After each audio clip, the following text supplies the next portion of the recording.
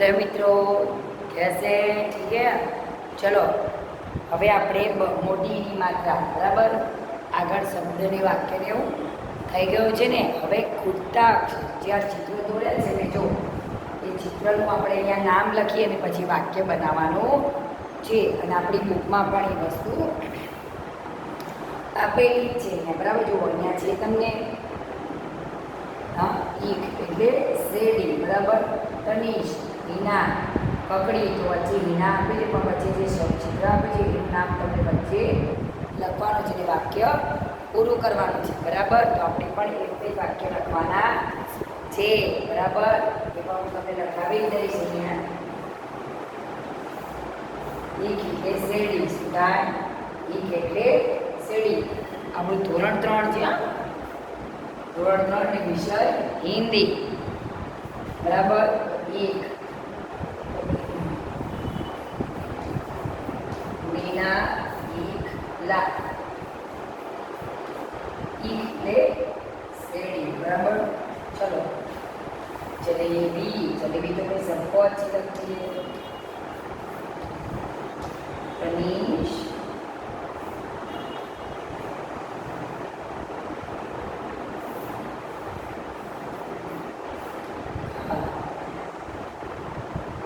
पकड़ी,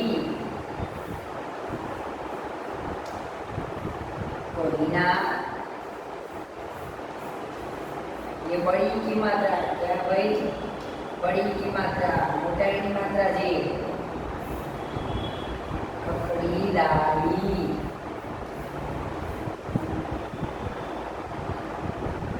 बिना पकड़ी लाई. पपीता,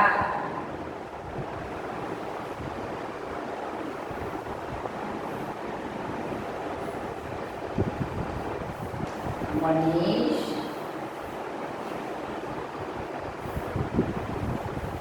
इसको खाना है, क्या खाना है? पपीता बराबर. जो અહીંયા પણ એ રીતે છે, બાજુમાં ચિત્ર આપ્યા છે, એ ચિત્રને આપણે બાજુમાં મૂકવાના છે બરાબર. અહીંયા પણ મેં તમને ચિત્ર બતાવી દીધા છે બરાબર. ચલો તો સૌથી પહેલાં શેનું ચિત્ર છે? બકરી. तो बकरी ने बकरी ज कहवाय भाई. बकरी को हिंदी में भी बकरी ही बोलते हैं. ये बकरी का चारा ला, चारा એટલે घास समझा. ये बकरी का चित्र है तो क्या लिखेंगे इधर? बकरी. बड़ी की मात्रा जरा जरा बच्चों ब रखे आगे बड़ी की मात्रा री. तो बकरी. तो क्या आपके पास आपकी मात्रा का? बकरी का. चौके पास आखी मात्रा चार, के पास आखी मात्रा रा, चारा. और के पास आखी मात्रा ला, मतलब बकरी का चारा ला, है ने. वाक्य भी बन गया ना. चलो तितली. तितली तो सबको अच्छी लगती है भाई. कोई किसका चित्र है? तितली का. तो तितली है तो हमें नाम लिखना है तितली. तितली, ठीक है. तितली. तितली क्या? तितली पता है आपको क्या करती रहती है? तितली क्या करती रहती है? उड़ उड़ करती है. वो उड़ती रहती है, कहीं भी एक जगह टिकती नहीं है. कभी इस फूल पे, कभी वो उस पे. और तितली बहुत ही खूबसूरत होती है, अलग अलग होती है. पता है ना आपको? येलो रेड सब मिक्स कलर में भी आती है. दूसरा, वो फूल पे बैठती है, उसके वो रस चूसती है फूल का. जैसे मधुमक्खी चूसती है ना, मधुमक्खी मधमाखी. मधमाखी ये रस चूसे फूल मांधी तो उससे क्या बनता है? शहद, मध, है ना. तो शहद बनता है. वो उधर जाके वो रस अपने छत्ते में, मतलब मधुमक्खी मध फूलो एમાં નાખે અને પછી એમાંથી મધ બનાવે. તમે બનાવો છો મધ, ખાંડ ફૂલનો રસ લો અને ખાંડ નાખો, થાય છે मध? नहीं बनेगा ना. तो सोचो मधुमक्खी कैसे बनाती होगी इतना अच्छा सा मध, हनी, शहद, है ना. तो भगवान ने हर एक को एक चीज़, मतलब हर एक को एक दिया हुआ है कि आप वो चीज़ कर सकते हो. देखो मधुमक्खी वो बनाती है, शहद बनाती है। फिर तितली बहुत खूबसूरत, वो भी रस, वो खाना और कुछ नहीं खाती, वो रस ही चूसती है। समझ में आया? तितली भी क्या खाती है? फूलों का रस। वो कीड़े मकोड़े या फिर दाल चावल सब्जी रोटी नहीं खाती है ना। और वो जहाँ ज़्यादा फूल होंगे उस तितलियाँ उड़ के उधर आ जाती है, क्योंकि उसकी खुशबू उसको खींच लाती है। समझ में आए? જ્યાં વધારે ફૂલ હોય ત્યાં બહુ પતંગિયા હોય। ચલો આગળ, तितली उड़ी। समझ में आया? तो तितली ती तब के आगे छोटा एक की मात्रा है, तितली उड़ी। मिठाई, मिठाई किसको अच्छी लगती है भाई?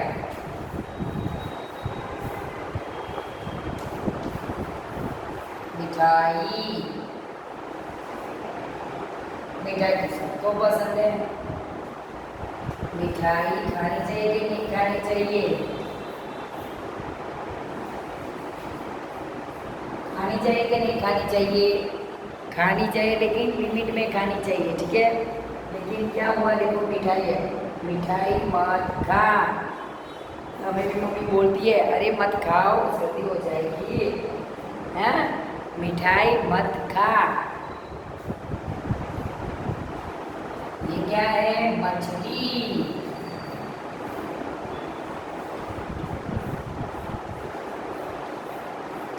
मछली, मछली को मछली कहाँ आती है? पानी में, पानी गई तो मर जाती है। तो मछली बाहर,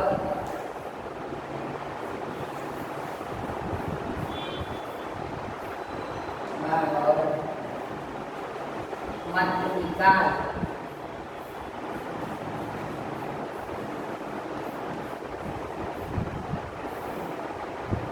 मछली बाहर मत निकाल। मछली बाहर मत निकाल।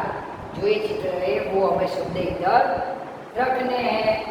इधर क्या है? देखो ईख है। ईख क्या है? ये ईख मतलब शेरडी, है ना। तो क्या लिखेंगे हम? मीना। ये क्या है? ईख।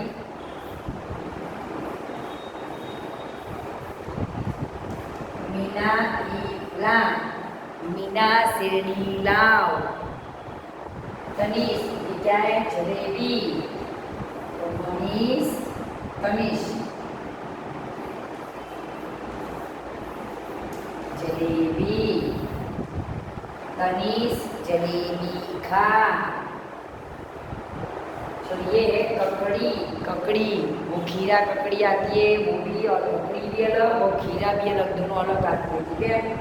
तो हीना ककड़ी, ककड़ी मतलब काकड़ी। हीना ककड़ी लाई। हीना क्या लाई? ककड़ी मतलब काकड़ी लाई। मनीष, ये पपीता है। क्या है? पपीता। तो मनीष पपीता खा।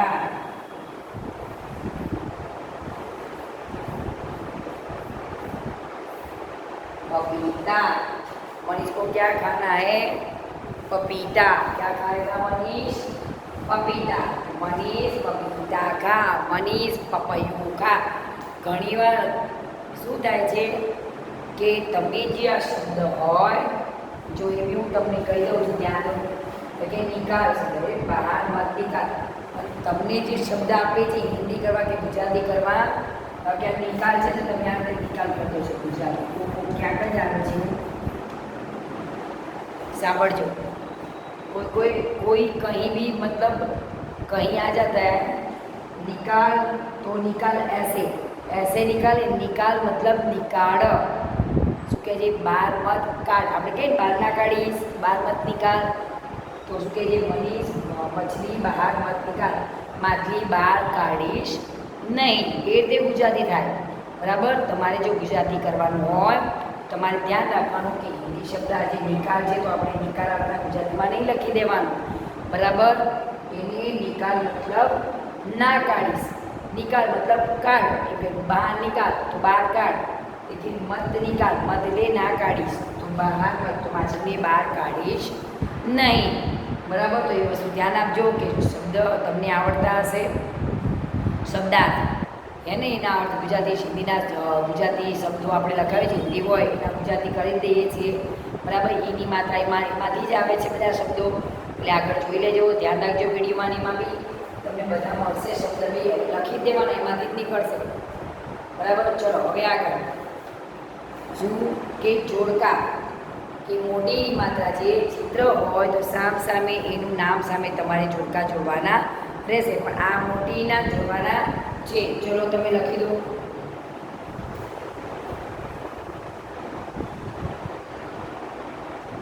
શબ્દો અને વાક્યો તો આપણે થઈ ગયા છે, પણ બીજા જે 4-5 વાક્યો છે એ લખવાના છે અને એનું ગુજરાતી પણ હું તમને કરાવી દઈશ, બરાબર. ચલો ફટાફટ મારી સાથે લખીશું ને. તમારી નોટબુકને ખોલો અને હું તમને જે લખાવું છું એ ફરજિયાત નોટમાં લખજો વિદ્યાર્થી મિત્રો, કારણ કે પછી વર્કશીટમાં કોઈ ભાષાંતર આવશે, કોઈ એવા શબ્દ આવશે તો તમને પછી ખબર નહીં પડે. ને આપણી બુકમાં શું, બુકમાં તો બધા શબ્દો હોય, પણ એક જ માત્રાના કંઈ 5 કે 6 શબ્દો હોય તો એટલું તો ના ચાલે ને. આપણે તો બહુ બધું ભણવું પડે ને ભાઈ, હે. તો એટલું 5-6 શબ્દ ના ચાલે, પણ 10-15 શબ્દો હોય, વધારે શબ્દો હોય તો તમને બી એટલી શબ્દની ઓળખ આવે, એનો અર્થ, ઉચ્ચાર, વાક્યનો ઉચ્ચાર ખબર પડે ને, ઉચ્ચાર ભાષાંતર કરો તમે, બરાબર.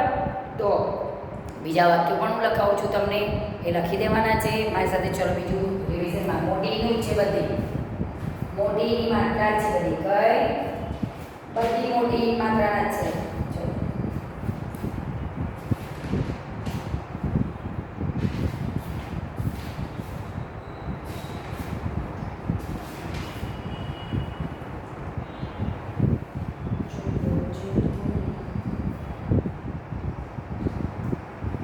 હવે વાક્ય લખવાના છે, બરાબર. વાક્ય બોલો અને લખો. એટલા માટે કે જ્યારે આપણે કોઈ બી લખાણ લખીએ ત્યારે એને વાંચીને જ લખવું જોઈએ, એટલે આપણને ખ્યાલ આવે કે આપણે શું લખીએ છીએ, શું વાંચીએ છીએ. લખવાની પ્રેક્ટિસ થઈ જાય અને વાંચવાની પણ પ્રેક્ટિસ થઈ જાય, બરાબર ને. ચલો હવે નદી વાક્ય છે, નદી કા કિનારા. નદી કા કિનારા મતલબ નદીનો કિનારો. શું થાય?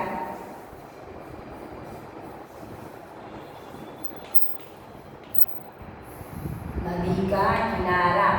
ખપડી નદી કા કિનારા એટલે નદીનો કાંઠો અથવા કિનારો. જે આપણે કહીએ છીએ ને કે અહીંયા કાંઠે હું બેસીશ, એટલે નદીની જે પાણીની ધારી હોય કાંઠા ત્યાં. નદી કા કિનારા ભરા ભરા ભરા ભરા તા. તો નદીનો કિનારો નદી કા કિનારા હરા ભરાતા. તો વાક્યનું આપણે ગુજરાતી કરીએ તો શું થશે? નદીનો કિનારો લીલો હરા ભરા એટલે લીલોછમ, લીલોછમ હતો, બરાબર. શું થશે? નદીનો કિનારો હરા ભરા એટલે લીલોછમ. ધ્યાન રાખજો.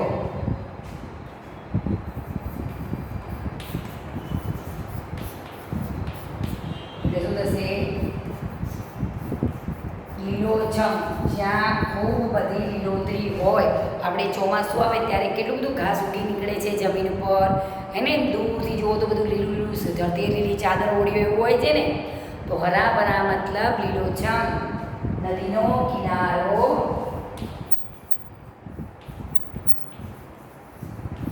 લીલોછમ હતો. હવે એક વસ્તુ બીજી કે નદીનો કિનારો જ્યાં પાણી હોય ત્યાં આજુબાજુ એ વિસ્તાર જે હોય ત્યાં ઝાડ ઘાસ વધારે હોય. કેમ?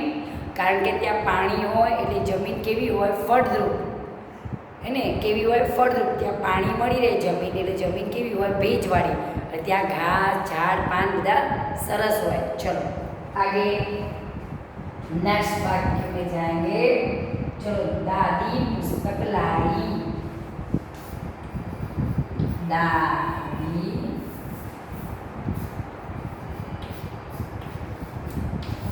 દાદી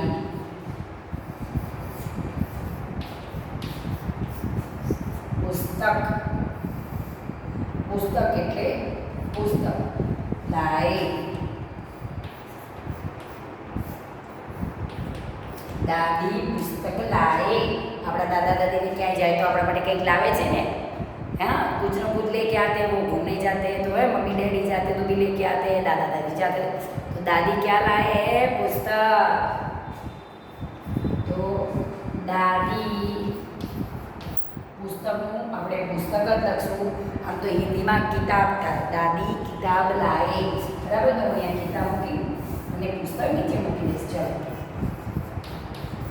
किताब अरे देखो बच्चों आप पुस्तक भी बोल सकते हो गलत नहीं है हम पुस्तक पढ़ रहे हैं हम किताब पढ़ रहे हैं वैसे तो हिंदी में फाइनली बोला जाए तो किताब ही होता है लेकिन पुस्तक भी बोल सकते हैं कोई कोई ऐसे वर्ड है जो गुजराती में भी चलते हैं हिंदी में भी चलते हैं है ना तो पुस्तक भी चलता है और किताब भी चलता है लेकिन मैंने इधर किताब विद्या पुस्तक गुजराती में जाएगा दादी पुस्तक अथवा चौपड़ी આપણે કહીએ બી પણ પુસ્તક લખવાનું લાવ્યા લાય મતલબ લાવ્યા તો દાદી પુસ્તક લાવ્યા શું થશે દાદી પુસ્તક લાવ્યા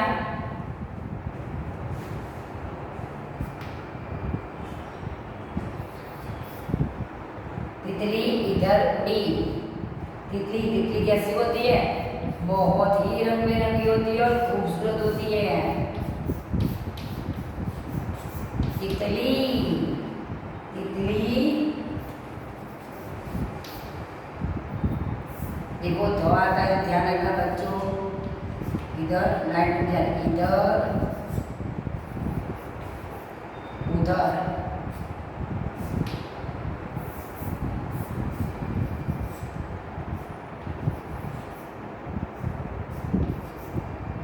इधर उधर बीच में लाइन कट जाए उड़ रही थी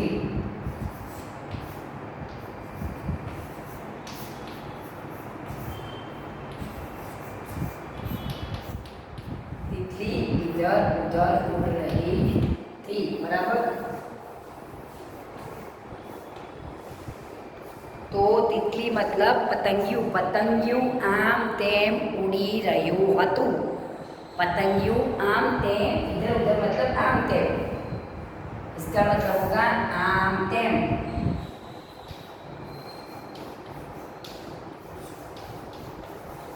पतंगियों आम तेम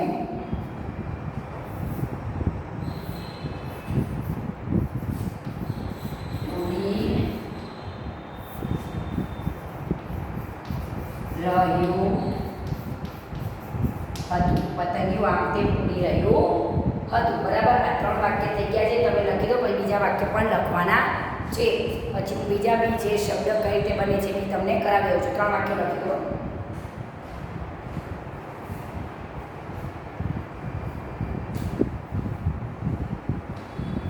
ચલો નેક્સ્ટ ફોર હું ઉપર જ લખીશ બરાબર કારણ કે તમને બી ફાવે બરાબર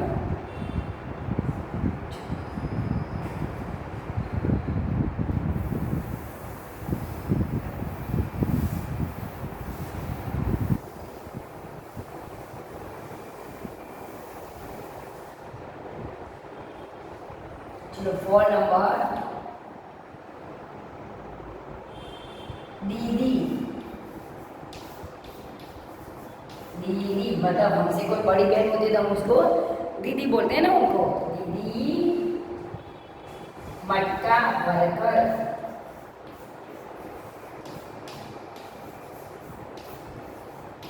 मटका भरकर पानी हाँ क्योंकि बच्चा पानी का पानी पा जल होता है तो पा हम हिंदी में जल बोलते हैं लेकिन गुजराती में उसका जल का जल ही लिख देते हैं हिंदी में जल होता है गुजराती में पानी नीर है ना तो आप ध्यान रखो वीडियो देखो बच्चों उसमें सब शब्द मिल जाएंगे और वीडियो देख के लिखोगे तो पूरा वर्कशीट आपको पता चलेगा कि कौन सा शब्द क्या है ना पानी लाई पानी मटका भरकर पानी लाई, मतलब दीदी, मतलब बड़ी बहन। देखिए दीदी लिखेंगे, दीदी माटली। दीदी को बड़ी बहन भी बोलते हैं, तो बड़ी बहन भी बोलो या दीदी बोलो, है ना। गुजराती में मोटी बहन पानी માટલી ભરીને पानी लावी એમ પણ ચાલે। दीदी को मतलब मोटी बहन भी है, उनको दीदी बोलते हैं। तो आप जो भी शब्द लिखोगे, मोटी बहन लिखोगे गुजराती में, दीदी लिखोगे तो भी चलेगा। समझ में आया? एकदम दीदी लिखते हैं, ठीक है। दीदी માટલી ભરીને પાણી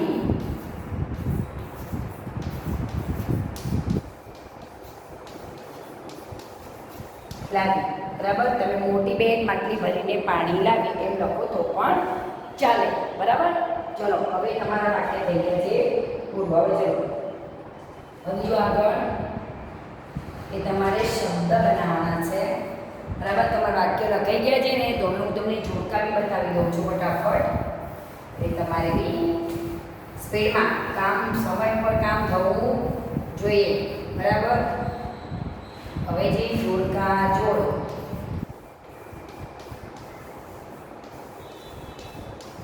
બરાબર। હવે એની માત્રા છે જોડકા। ચલો એ દાદી બનાવી દઉં છું, દાદી, નાની,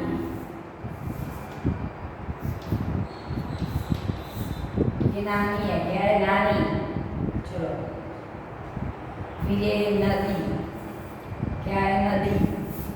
ये है मछली, आपको मात्रा ढूंढनी है, इसको बोलते हैं घड़ी।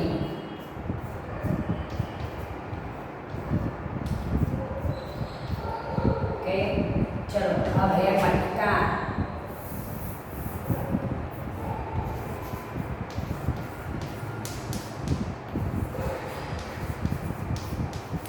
जोड़का जोड़ो। ये मटका मतलब घड़ा। चलो बकरी, बकरी कैसे बनाते हैं पता है बच्चों?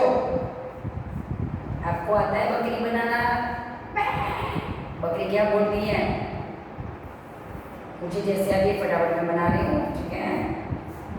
जे भी आवड़े बनाऊँ છું પછી એમના કહેતા કે મેં કેવી બકરી બનાવી શકાય, બધા હસી હસી ભૂલી જાઓ, बराबर। बकरी गाय जैसी लग रही है ना, ये बकरी है कि गाय है? बकरी है, चलेगा, ठीक है। तितली,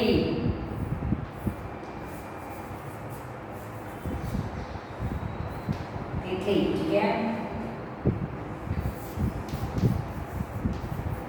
बकरी,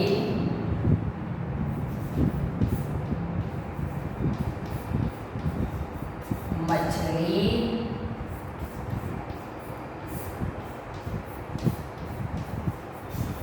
तितली,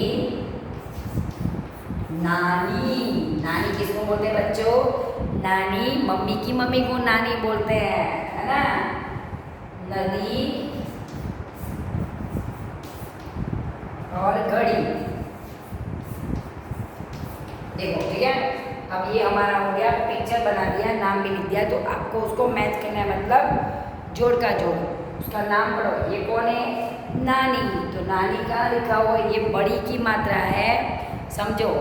मोटी मात्रा है, तमे समझो कि आ बाजू बधी मात्राओं है। जो स्वरनी आगळ आ स्वर है, आ अक्षर, सॉरी अक्षर है आपड़ा एनी आगळ आवे मोटी मात्रा, नानी एनी पाछळ। अक्षरनी पाछळ आवे तो नानी ई, अने अक्षरनी आगळ आवे तो मोटी। तो कहे अक्षर के ड के आगे बड़ी की मात्रा डी, द के आगे बड़ी की मात्रा दी, वैसे समझ में आया? तो ये नानी, ये कौन है? नानी, नानी, समझ में आया? ये है नदी, क्या है? नदी। तो न ढूंढो पहले, न कहाँ है? न तो इधर था, दूसरा ये रहा, न द के आगे बड़ी की मात्रा दी। पढ़ो, उसको पढ़ने का कोशिश करो, नदी। ऐसे आप पढ़ते जाओगे तो आपको थोड़ा पिक्चर वगैरह होगा तो आपको भी मज़ा आएगा और रीडिंग भी हो जाएगा हमारा, ठीक है। और आपको प्रैक्टिस भी धीरे धीरे पढ़ना सीखो अभी इधर सीधे से। ये बहुत अच्छा हो, ऐसा नहीं कि हम लोग लिख दिया रख दिया, जितना हो सके डेली एक पेज तो पढ़ना ही चाहिए बुक का। बड़ी की मात्रा बोलो, छोटी की मात्रा बोलो, शब्द पढ़ो, वाक्य पढ़ो, चलो मछली, ये क्या है मछली, तो मछली कहाँ लिखा है म, पहला अक्षर कौन सा है म, पहला अक्षर म, तो मछली, दूसरा इधर म है ही नहीं। ये क्या है घड़ी, मटका रह गया।